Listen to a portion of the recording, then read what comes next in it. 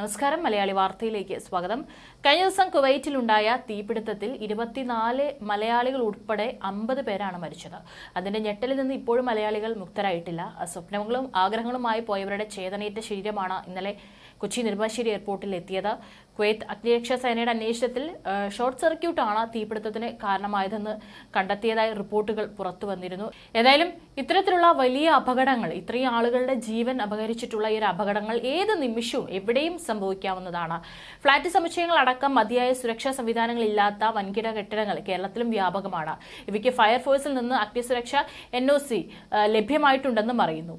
1500ഓളം കെട്ടിടങ്ങൾ ഇത്തരത്തിലുണ്ടെന്നാണ് ഫയർഫോഴ്സ് തന്നെ അനൌദ്യോഗികമായി വിലയിരുത്തുന്നത്. ഭൂരിഭാഗവും കോഴിക്കോട്, എറണാകുളം, ആലപ്പുഴ, തിരുവനന്തപുരം ജില്ലകളിലാണ്. സംസ്ഥാനത്തൊട്ടാകെ നോക്കിയാൽ 10 മടങ്ങാവും. ചില ഫയർഫോഴ്സ് ഉദ്യോഗസ്ഥരുടെ ശുപാർശ പ്രകാരം NOC നൽകുന്നതായി ആക്ഷേപമുണ്ട്. കുവൈറ്റ് ദുരന്തത്തിന്റെ പശ്ചാത്തലത്തിലാണ് കേരളത്തിലെ കെട്ടിടങ്ങളുടെ സുരക്ഷയും ചർച്ചാ വിഷയമായത്.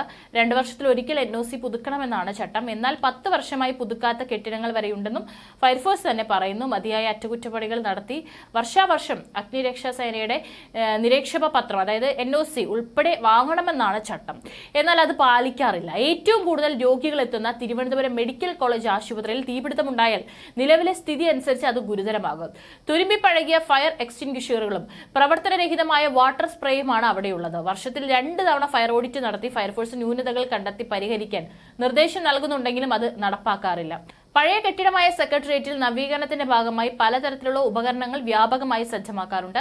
അതിനുള്ള വൈദ്യുതി താങ്ങാൻ വയറിംഗ് സംവിധാനത്തിന് കഴിയില്ലെന്നും ഫയർഫോഴ്സ് സൂചന നൽകിയിട്ടുണ്ട്. പക്ഷേ പരിഹരിച്ചിട്ടില്ല. പല വാതിലുകളും തുറക്കാനും കഴിയാത്ത വിധം സ്ഥിരമായി ബ്ലോക്ക് ചെയ്തിരിക്കുകയാണ്.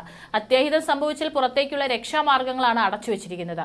ഫയർ എക്സ്റ്റിംഗ്വിഷറുകളും കുറവാണ്. വർഷത്തിൽ 2 തവണ പരിശോധിച്ച് നിർദ്ദേശങ്ങളും ശുപാർശകളും റിപ്പോർട്ടായി അതത് ജില്ലാ കളക്ടർമാർക്ക് നൽകുന്നുണ്ടെങ്കിലും അതും കാര്യമായി എടുക്കാറില്ല. ഐക്യരാഷ്ട്രസഭയിലെ ദുരന്ത നിവാരണ വിഭാഗം തലവൻ മുരളി തുമ്മാരി കൂടിയും ജാഗ്രത പാലിക്കണമെന്ന് പറഞ്ഞുകൊണ്ട് രംഗത്ത് വന്നിരുന്നു. ഇത്തരത്തിലുള്ള അപകടങ്ങൾ കേരളത്തിലും ഉണ്ടാകും. പരമാവധി ഒഴിവാക്കാൻ ശ്രമിക്കുക. ഫ്ളാറ്റിലെ ഫയർ സിസ്റ്റം ഇടയ്ക്കിടെ ടെസ്റ്റ് ചെയ്യുക. ഫയർ ഡ്രില്ലുകൾ കാര്യമായി എടുക്കുക, സുരക്ഷിതമാക്കുക എന്നാണ് അദ്ദേഹത്തിന്റെ വാക്കുകൾ. ഏതായാലും 2 ദിവസം മുൻപായിരുന്നു പുലർച്ചെ ഇന്ത്യൻ സമയം ഏകദേശം 7-നായിരുന്നു കുവൈറ്റിൽ വലിയൊരു അപകടം സംഭവിച്ചത്. 195 പേരായിരുന്നു 6 നില കെട്ടിടത്തിൽ താമസിച്ചിരുന്നത്. നല്ല ഉറക്കത്തിലായിരുന്നു മിക്കവരും.